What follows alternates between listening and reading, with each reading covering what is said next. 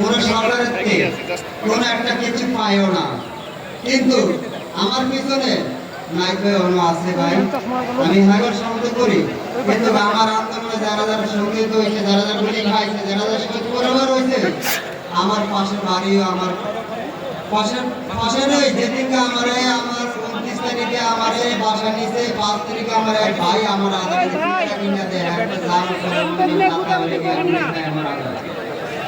উনি শহীদ পরিবার হয়েছে,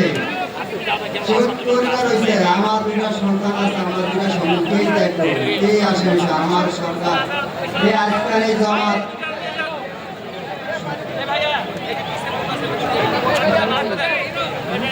আমার জমাত ভাইয়েরা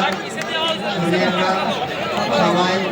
আমার সাহায্য করছে। আমি চাই সরকারে আমার এই দায়টা